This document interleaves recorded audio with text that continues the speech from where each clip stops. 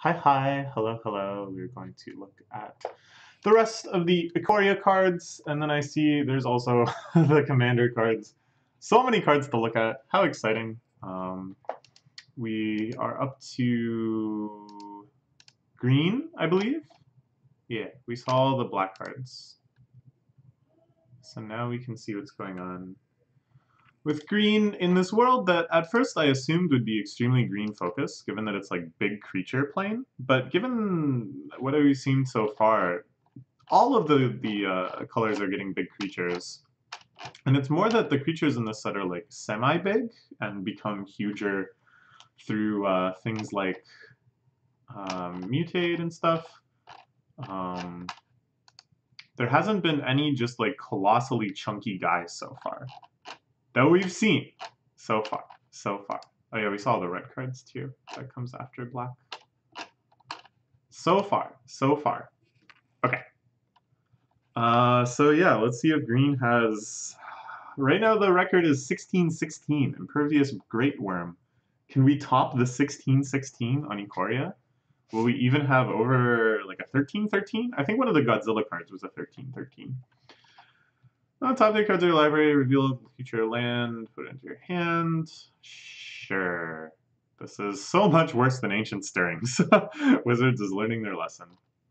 Ooh, a new Brushwag! The almighty Brushwag! Ha ha! If you don't remember, Brushwag is another super rare creature type. I really like these kind of niche rare creature types that have maybe some mechanical overlap, but never have had like Lord support. I thought there was another one. I thought this would be the third one. But sure, here are Brushwags. It's just some sort of rodent covered in sticks, perhaps. And what did the other one do? It changes its size when it's blocked. This just grows entirely. Sure. The Auspicious Starix.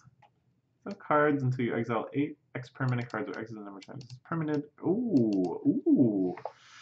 That's pretty ballsy to be printing at uncommon at a set with such big permanents. I don't know. I feel like in limited I would try to make this work. Even just getting one permanent on the battlefield for free is quite sweet, and you're getting a 6/6 for 6 regardless. That is like you're mutating this onto something irrelevant, let's say. It's cool. Barrier Breach. Sure, I think we saw this before. We talked about how it lines up with the gods of the set before. Bristling Boar, this guy's been around. Sure. This is a nice thing to mutate onto, I suppose.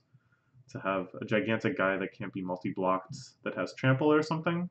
It's kind of neat. Like, to look at these abilities, you're like, alright, sure, whatever. It makes it evasive. You can't double block it, what have you. But then you start realizing that this is just the start. That this number could change, you could add Trample, you could add Flying or something, and suddenly it means something else. Charge of the Forever Beast. Deal a creature card from your hand. Oh, that's kind of cool. Direct damage in green, tisk. But I suppose this is kind of like a pseudo fight. Like you're still using the largeness of your creatures to do damage. You're just doing it right from the hand instead of having to play it first. The fact that this can't go face as well makes it seem a little more green-like, but it can hit Planeswalkers. Cool card. We saw this before, the +20/+20, so even though we may not get something bigger than a 16/16, this is still one of the largest power and toughness configurations we've ever seen. Bonkers card. This, I guess, is some sort of bundle thing, sure. Essence Symbiote.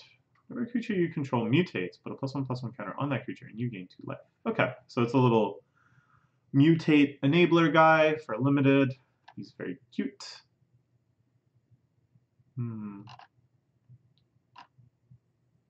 Sure. Pretty straightforward. It's not often the green does this like self-mill thing. Usually, there's this card I liked as a kid a lot called Gursy Ghost. That its fuel, what you needed to do to keep it alive, was take things out of your graveyard, back into your library. Exuberant Wolf Bear. Huh, neat. It's very flavorful. The human riding along.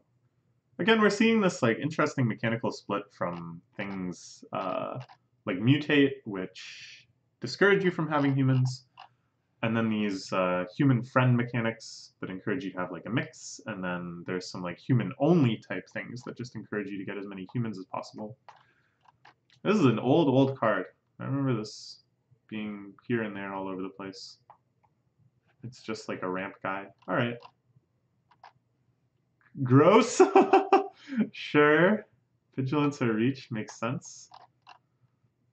We saw this before. We were talking about how this guy, you can see him with his much smaller friend before. We saw this before. Glowstone Recluse. I think we saw this before. Spooky Spider. Sure. Greater Sandworm. It's got to be a lot greater than that if this is really going to be the huge creature set. But sure, and again, this is like a very relevant line of text to mutate on. Of course, probably the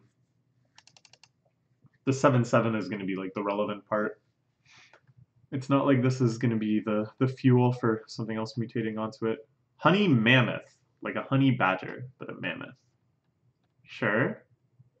Another biggish guy. Hornbash Mentor.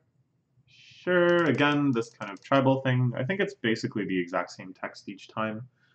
That you get to give something the mechanic, and then you get to buff everything that has that mechanic. Trample is another pretty good one, specifically because most of your big finisher creatures are going to have it already, and being able to just like push the damage a little further could make the difference. Let's see. Ooh! Get a Mana Dork. Pretty good stats for a Mana Dork. 2 mana, of course, because it is a modern Mana Dork. And this, of course, is actually a huge restriction, but maybe not in this set. Does mutating cost as casting a creature spell? I would assume so. I would assume if it didn't, they would actually give this to cast a creature spell or to cast a mutate or whatever. Cute. Okay. Ivy Elemental. Wow, what a classic. This used to be a rare. This used to be a big deal. And now they have... At first they just had Endless One, and I was like, whoa, Ivy Elemental obsoleted. And now they have friggin' Stonecoil Serpent. This was just a couple sets ago. How are people gonna look at this, and then look at this, and find this exciting? But it is just an uncommon now. Sure, we saw this before. King Kong. Lead the Stampede, classic card. Probably very good in this set. Sure, we saw this before. I think we saw this before. This kind of looked like, it's like the big dramatic climactic scene, and then it switches to the EDA, and the color, the entire aesthetic and art style and color scheme and stuff shifts to like ED mode. Dun, dun, dun, dun, dun, dun. Next time on Ikoria, that kind of thing. Yeah, we saw this before, I think. It's kind of interesting because like you want to use this to finish them off, but then they have to block it, but it doesn't give trample. It's like an awkward card, but then all of the constituent parts are like still benefiting you, so it may not do exactly what you want all the time, but it's going to do at least something what you want. Sure. Such beautiful voices. Nice. Saw this before. Did we see this before? Maybe we missed out on this one. Maybe we'd seen all the other mythoses, but not this one. This is very cool, though. The fact that it's either like double regrowth, which is very green and pretty useful, or you get a much better deal. For 4 mana, you get, I guess it's just a tutor for 1 and then 1 regrowth? I don't know, it's never like amazing. It's just a very cool design. And I just love this idea of like a mono spell that with some modification becomes something that's like much more in the additional colors. The fact that it requires tricolor is quite awkward, but I don't know, maybe you can make that work in this format. I like this flavor text quite a lot as well. It's cute. Alright. Cool card. The art, of course, is the best part. Sure. That's probably very useful given how many things people will just mutate ASAP to have flying. And it's like, oh, turns out there's comorbidity to that appendage. You saw this before. This excess damage line really blew my mind. But I guess it just works the way you expect it to. Sure, turns you into a spider. Survivor's Bond. I think we saw this before. Again, it's like a you should have both type effects. Sure, just one-sided fog. This can actually be such a huge blowout if you finally just have a really locked down board state. You swing in at long last. The opponent's like, I don't know if this is like a math is for blockers situation. Did they figure something out that I don't? Do they have some sort of trick in hand? Yes. But, you know, they spend 10 minutes lining up all their blocks, trying to come up with all the most effective trades and stuff. And then, surprise! You have been thwarted. I don't know. The potential is so high on this card. It can't really pull you back unless you're, like, when you're losing, though. It's more that if you have relatively equal board states, it's not just that you're hoping to gain an edge, you can actually just blow them out. Titanoth Rex. I think we saw this before. It's an 11/11. It's a big creature, but it's not the biggest this creature of all time. Sure, it's pretty cool. Can easily mash this up with you can cast lands off the top type creature in green, and then you have infinite deck ripping through abilities. Well, nowhere near infinite, but substantial. Sure, this is actually super nice. This makes it so much more main deckable than something like Naturalize because it has cycling. Yeah, that's really nice. For like limited stuff, you can just pop this in the main deck. And if it's useful, and if it's not, it's just another card in your deck. We saw this before, it's pretty cool. Oh, we're into gold cards. All right, let's do green and gold. And then we'll do one more for like other things, artifacts, bonus cards, because there's a million of those, other miscellaneous things. Sure. More recurrence.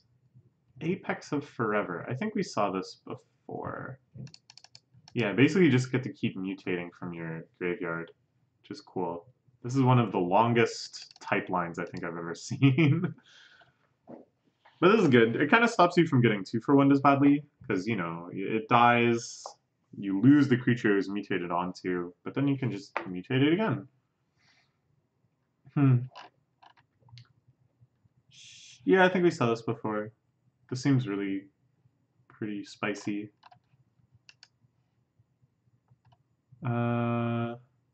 Yeah, we saw this before, the bounty guy.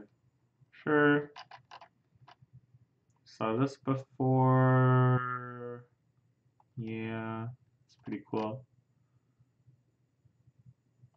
I think we saw this before, and I was speculating that maybe the human deck actually wants to play it. Just this is such a powerful line. Like, I don't know. Like, this isn't even that major of a downside. It's just, you don't even have to have that downside. Eerie Ultimatum. Ooh, are ultimatums back? The first cycle of ultimatums, I don't want to search yet because it'll spoil the other ultimatums that might be in this this set. But I think they were ally colors, right? Because I think Cruel Ultimatum is like blue, black, red. So now we're getting Wedge ultimatums, which is cool. Turn any number of permanent cards with different names from your battlefield to the graveyard. Wow. Wow, all right. If you say so. I mean, you're paying a poop ton of mana to do it, but that should win you the game. Oh, there are. Emergent Ultimatum. Search library for up to 3 monocolored cards with different names and exile them. Opponent chooses 1. Shuffle it to your library. You can cast the others without paying their mana cost. Banger. Again, this should just win you the game. Well, I don't know. It's kind of interesting. Is there a set of 3 cards where they're each monocolored cards? No Emrakul. Can't just go Emrakul, Kozilek, or whatever. Is there a set of 3 cards such that any 2 you pick will win you the game? It's quite interesting. This is a very interesting card. I wish there was like a... I guess that's Gibson Given is what I'm thinking of. Like, I wish there was like a cheaper, less powerful one. that just has the same kind of like decision-making line. But I guess that's gift ungiven. The fact that they have it shuffle the card that they choose into the library rather than go in your graveyard shows that they've really learned from gifts ungiven.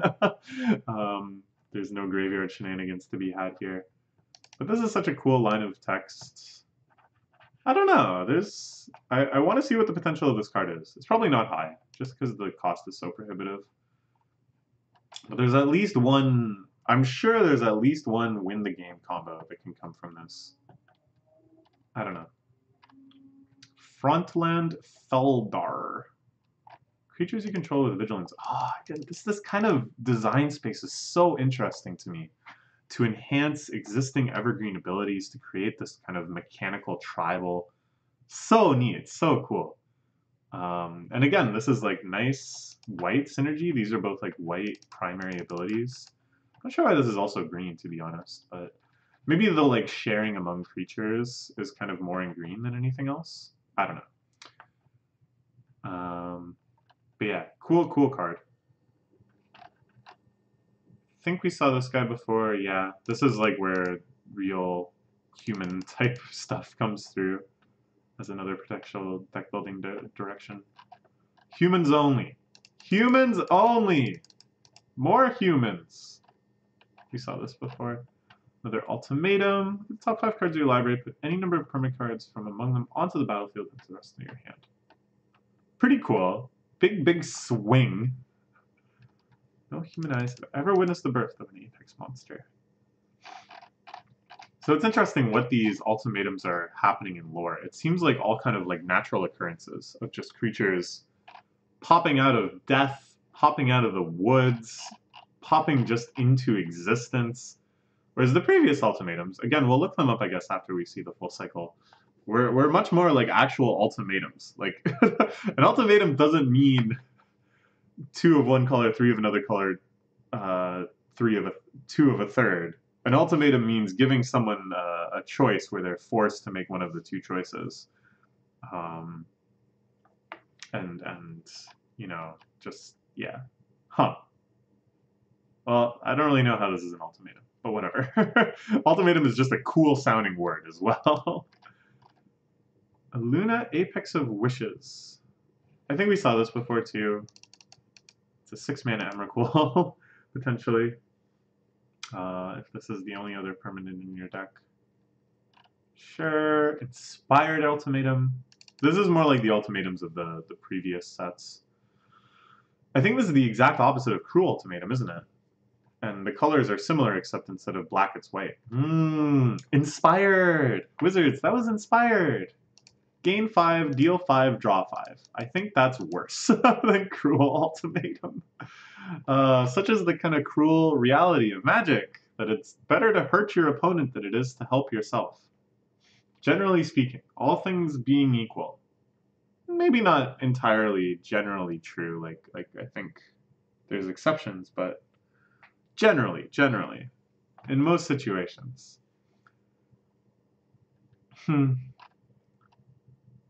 Keenan Bonder Prodigy. You ever tap a long-land permanent for mana? Ooh, cool. A dork.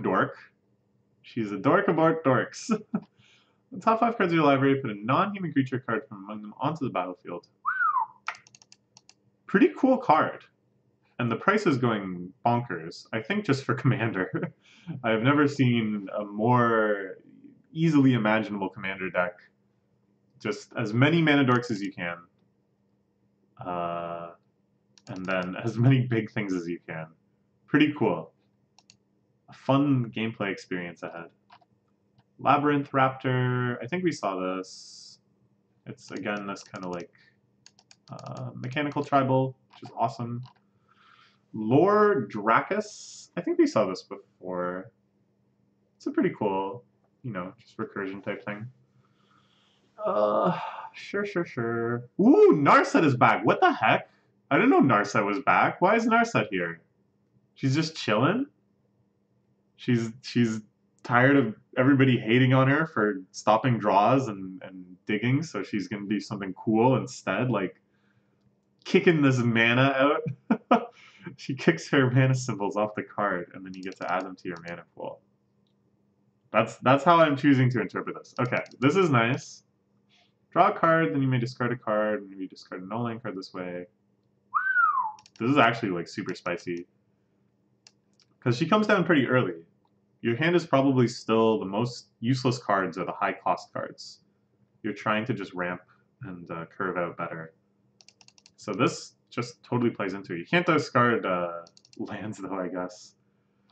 And an album with whenever you cast a non-creature spell, this emblem deals 2 damage to any card. Cool, and you get this ultimate pretty quickly. I don't know, this seems like a strong card overall. 3 colors is kind of awkward, but like, it allows you to play 3 colors better. Thins goes through your deck really fast. I don't know, Narset's looking good. Much less annoying than the previous Narset, whom everyone hates. Necropanther. Ooh, that's cool. I like this sort of cheap reanimation.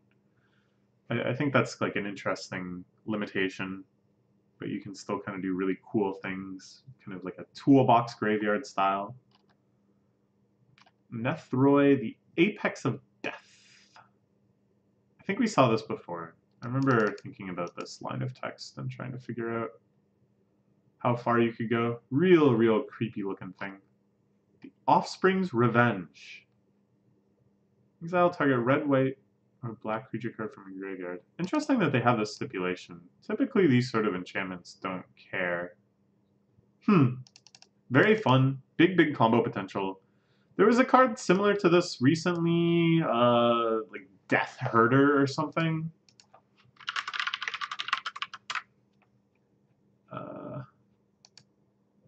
No. Herder. No. Something Herder? No. What was it called? I remember what it did. I think it created things like this. It created 1/1 versions of dead cards, which is quite interesting. Again, the combo potential seems pretty wild. Beginning of your combat. Gains haste. Because it's all set up for you to like attack with it. So it's got to be something that attacks really well despite being a 1/1. Which does exist. The Parcel Beast. Interesting that this mutates, but it doesn't have any abilities that are like dependent on mutation.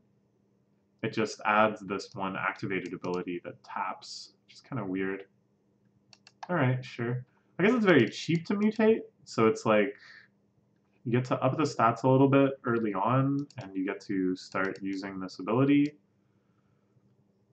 which is a really good ability. You know, basically it ramps you or draws every turn. This seems strong. I don't know. Interesting card. Primal Empathy. I think we saw this before. We saw this before, the Trample tribal thing. Regal Leosaur. Wow. That is quite the lion dino, for sure. Sure, that's neat. Does it have a... Ooh, it's also like a kangaroo. It's a lot of things. Riel the Everwise. +1/+0 for each instant and sorcery card in your graveyard. Whenever you discard 1 or more cards for the first time each turn, draw that many cards. Ooh, whoa! Again, the EDH potential is huge here. I think the amount of synergy you can have around this is pretty ridiculous. But there's tons and tons of discard enablers. You can only do it once per turn, but whatever. I'm sure there's even something where you could draw your whole deck by having a discard outlet that also blinks this. So you're discarding, you're blinking, that makes this for the first time each turn. Rematter, I guess, I think? I don't know. I actually don't know. If I play this, if my turn is discard a card for whatever reason, play this, discard another card, will I draw a card because it's the first time she's seen me discard a card? Or is she checking, is this the first discard of the turn? If so, draw. I'm starting to think it's the latter, actually. I don't know. Still lots of crazy potential. The fact that it's draw that many cards as well is pretty crazy. One with nothing tech, One with nothing becomes draw that many cards. I don't know. There's Ruinous Ultimatum. All right. That'll do it. Yeah. Their names rot with their remains. That's pretty brutal. Okay, very straightforward card. Savai Thundermane. Sure, that's pretty useful, but that other cycling card. Hey, by the way, I kept talking about this card is crazy. This cycling card is crazy. This is going to be the heart of some crazy-ass deck. And it is! It already is! This is my favorite MTG YouTuber. I watched this video yesterday. It's Cycling Storm. You spam Draenus Stinger and a bunch of cyclers. And that's really all it takes. The other things you have are like Songs of the Damned has awesome synergy with all of this. It gives you 1 black mana for every creature card in your graveyard. So you have all of your cyclers be creatures. You cycle as hard as you can off of your rituals and stuff. This is Pauper. I don't know if it'll work as well as in any other formats, but I knew the card was insane. It just seems crazy. This one seems so much worse. Sure, another little mana dork guy. I think we saw this before. Sure. This is pretty cool. Big, aww, that's so cute. That's so cute. Yeah, this sort of travel support I think is neat. You can actually just fuel your own big guy, going wide and going tall. Which again is something that this set seems to be encouraging in kind of a interestingly contradictory way. Whenever you cast another spell that has flash, you draw a card and each opponent loses 1 life. Very cool. Interesting to focus on flash and not instants or flash, or whenever you cast a spell during your opponent's turn or something like that, but specifically asking for the keyword flash, which, like haste, is a keyword that stops really mattering at a certain point after the permanent comes into play. So it's kind of interesting. Again, like finding new design space by looking at these functional words on cards and thinking, what if they mattered even more? We saw this before. The Mutating Double Striker seems quite useful. And it does this crazy thing. Song of Creation. May play an additional land on each of your turns. Whenever you cast the spell, draw 2 cards. Many your instead discard your hand. Who cares? This just makes you win the game. What? This just makes you win the game so crazy. Holy, okay, this card is really interesting. A little difficult to cast. It costs 4 and 3 colors. But like, wow. Things would just start going, wow, draw 2? Are you kidding me? Draw 2? So basically you play this. You should be able to just kind of get through your deck if you're kind of playing a storm type archetype, which I assume you are. This would be interesting in Vintage Cube. Oh man, oh, this card is crazy. How does this exist? How did they think this was okay? Holy moly. Will this be okay? I don't know. I feel like I haven't seen people talk about this card. Although I have been going out of my way to avoid Ikoria content generally, because I wanted to save seeing these cards for making these videos, but I don't know. I want to see what people are saying about this one. This seems just so outrageous. I saw this before. Adorable. Also this thing. Titan's Nest. So it looks like there's a cycle of these wedge enchantments. You have a keep to your library, put that into your graveyard. Exile a card from your graveyard. Add a colorless mana. Spend this only to play a colored spell without X in its mana cost. Weird. So they knew there was going to be trouble. That's why they added this line. But this still generates quite a lot of mana. Colored spell without X in its mana cost. So like, what are you trying to power out more than anything? Like Griselbrand or something is potential? I don't know. Again, it's like, it kind of reminds me of this, where it's like, holy crap, like that can just go crazy so quickly. But the without X clause, you know, otherwise it's just like, all right, we'll use that to fire ball or whatever.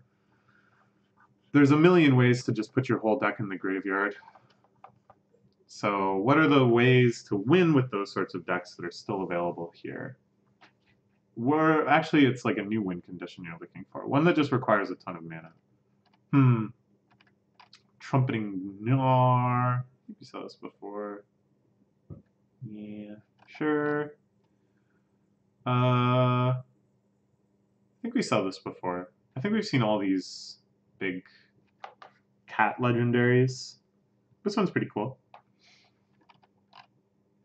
Whirlwind of Thought. Whenever you cast a non-creature spell, draw a card. Isn't this like worse than what's it called? Jeskai Ascendancy? Alright, well I don't know how to spell things. Oh, this one loots. But I mean, this is useful too. This is what made this like a combo and a win con altogether. This just draws. I see. Pretty interesting. I want to see people try at least. All these 3-color enchantments are really interesting. I want to see people try with them. Minota, Joiner of Forces. Whenever a non-human creature you control attacks with the top 6 cards of your library, put a human creature card from among them tapped and attacking, gains indestructible, put the rest of your cards in. Okay. Pretty cool. Again, this weird mix of like, you need non-humans attacking and then a bunch of humans in your deck. It's really interesting from a sealed, limited drafting. From a drafting perspective. It's kind of weird, like, how you want to split that difference. But I guess it's more you just take all the good cards of each type that you can. Seems strong. Good stats. Again, big commander deck. Or commander bait. Zenith Flare. Deals X damage to any target and you gain X life, or X is the number of cards with a cycling ability in your graveyard. They're, like, really pushing it on this cycling deck. These are the colors of the two really crazy little guys, too. The one that heals you and the one that deals damage. So, I don't know. It feels like the cycling deck just comes together on its own. Probably, if and when I try drafting this, that might be the direction I try to go. We'll look at these cards too. Sure, why not? Sure, this again, this mechanical tribal is so cool to me. Sure. The Cunning Neighbor is what I read. my eyes looked at this word and read the word neighbor. Cool. Again, more flash tribal. I like that. Each other's shadow, fleeting yet always present. Neat. Saw this before. Pretty cool. Like food chain type shenanigans, some birthing pod type shenanigans. It looks like people are eager to try this. Eager to see if they can make something happen with this guy.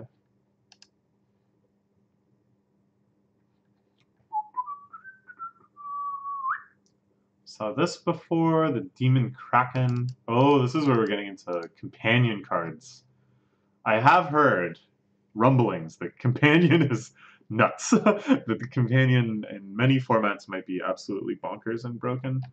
So we'll see if no card in your starting deck has more than one of the same mana symbol in its mana cost. Like, that's not really all that hard to achieve. I mean, it's an interesting deck building restriction because you probably never thought so deliberately along those lines before. So again, that's like kind of cool, and like deck building restrictions in general, I think are kind of cool. Some sort of benefit coming from your deck building restrictions starts getting into kind of crazy territory to me, to something more like conspiracy. But if they want to try that in standard legal black border, okay. The problem is getting a card for free, getting a card in your command zone or whatever, however companion works, that you can just cast whenever. If you make it slightly too good, it's going to be consistently broken. Like, as long as it's worth it for people to do that, because of either the strength of the creature or the leniency of the deck building requirements, essentially now you've got one of the decks starting with 8 cards in their hand, and they know what one of those cards is. And that just seems so hard not to make broken. That seems so hard. Like, when you offer that sort of guaranteed advantage, whereas everything else in Magic is sort of turbulent, that you're constantly making trade-offs between the consistency and the power potential of a deck. I don't know, it just seems like something bad was bound to happen. And it seems like something bad has happened. Not with this card. This card seems awesome. This line is like actually crazy. So I'm really curious when kind of decks emerge around this thing. This one's a fun one. But we'll see. We'll see if the broken ones become apparent to me. I'm not sure which ones they are exactly, but sure, this is kind of neat. A pseudo hexproof for your whole team. Sure, sure. Each creature card in your starting deck is either a cat, elemental, nightmare, dinosaur, or beast, and it pumps them up. I don't think this one is outrageous. I think there's like really cool stuff you can do with this, but I don't think any of those decks are going to be the broken ones. Is my feeling. But yeah, this kind of like fun requirement where it's encouraging you to make tribal decks. Sure. This one we saw before. This was the first example of a companion card. I don't freaking know about this! And I was right to think that because it sounds like they went a little too far on some of the other ones. But yeah, I don't know. This one seems okay. This is like good inevitable card draw, kind of. But this is very prohibitive, so probably won't be seeing much play. Lurus of the Dream Den. Ooh, yeah. Ooh, yeah. I don't know. This seems ridiculous. This seems really ridiculous. Like, this is not that hard to achieve. In fact, a lot of good decks just do this incidentally. This is crazy. You just get a free spell every turn. It doesn't even exile after you cast it. You just, every turn you get to cast a free permanent from the graveyard. I didn't notice this word permanent, but still, seems kind of nuts. Unfortunately, the color where this seems craziest, like red aggro, is way out of color. But, like, no, like, I don't know, this seems crazy. Like, that doesn't seem like you don't care about this very much at all. You just play a ton of cheap creatures. You play, like, Dark Confidant. You play all the highest value small creatures you can think of. And then you just, like, freaking spam them out. They don't die. I don't know. This one seems a little crazy. Okay. That one seems crazy. This one we talked about before, and it seems crazy. The fact that it got banned in Commander and Brawl before it even came out. I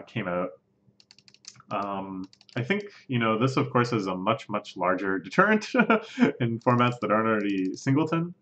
But it'd be interesting if they could make something like this work, because this is insane. Like, this ability is insane. I don't know. An interesting one. Starting deck only contains cards with odd converted mana costs and land cards. Alright, pretty cool. Doesn't seem that hard to make work because red just wants to play a lot of stuff on 1 anyways, and 1 is odd.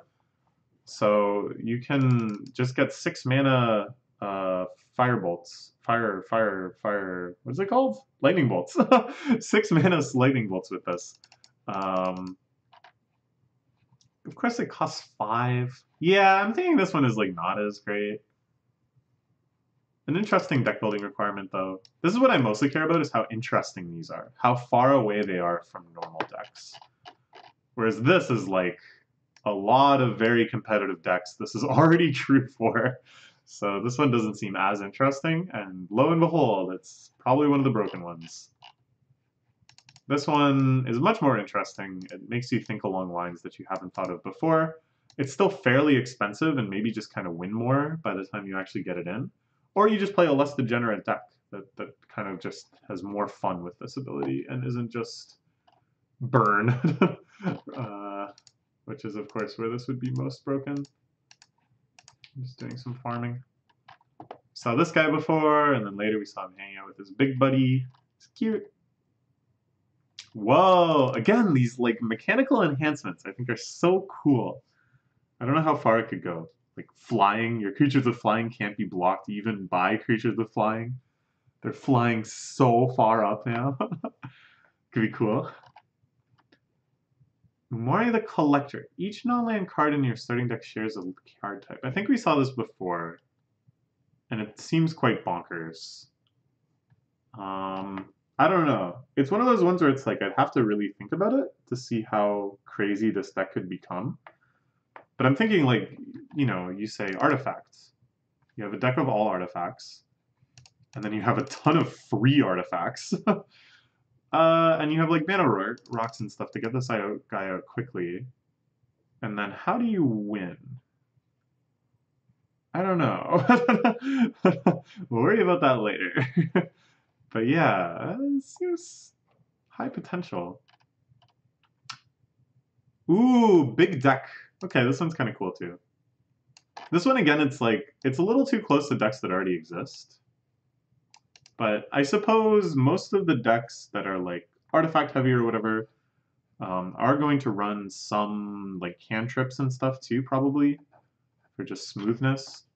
Likewise, like Storm and stuff are going to run like Electromancer or Brawl or whatever. So it does cause some restrictions. It's like you can play a lot of powerful decks, but with some modifications. It's not like you have to build an entirely new type of deck from the ground up. This one is like a little more different. You're kind of building something that you've probably never built before, an 80 card deck. What does it actually do? You bounce a bunch of stuff. I don't know. Cards have made people play big decks before, namely Battle of Wits. But the appeal of Battle of Wits is that it was a win con in and of itself. So you played this huge deck that was just full of tutors and answers and other ridiculous things. And then you eventually have Battle of Wits out and you win. Here it's like you play this big deck and it's probably also like a toolboxy, control-y type deck. And this comes down and you probably don't win. You probably just get to draw some cards or something. I don't know. Doesn't even have flash. Yeah, not really that amazing. Each permanent card in your starting deck has an activated ability. See, this one seems insane. I don't know why this line of text here. I guess so it just has an activated ability itself, which is just tap to block, given that this is, you know, it's going to be on the battlefield if you can use it, so on and so forth. You can look at this search. I'm sure there's all sorts of really crazy ones. I can already think of one card off the top of my head. I think it's called Prismite. Yeah, so this just adds infinite mana of any color with this card. And the thing is, like, I think there's been things that have this effect before, but this is like beyond tutorable. You just have this card in your hand for free. Just outrageous. And it's not a huge restriction. Like, so many cards have activated abilities. Especially ones that you can do for cheaper. I'm not seeing anything crazy, but like, we're only into the A's. There's just so many cards that qualify. I wonder if there's... Oh, okay, so this just reduces it. Let's just search for things that have exactly 2. Evidently I didn't do that. Well, I don't really know what that search is doing. But yeah, interesting card. Probably a cool card. I have a hard time imagining this is going to be like crazy broken. It's going to be more just like a weird... Oh, it only costs 3? I don't know. Maybe this one is going to be crazy broken too. Anyways, it's not worth trying to figure it out ourselves. Other people have certainly already figured out exactly what to do with this guy. But yeah, like a card I just know about incidentally, like Prismite, goes infinite with this. I'm sure there's a lot of other things that are going to be crazy too. Saw this before, I think it's really cool. These crystals, I think, are just a cycle, yeah. Oh, we're into artifacts now. I guess this can be a separate video. Okay, let's do one more video for artifacts. And bonus cards and what have you. That's all for now. Bye-bye.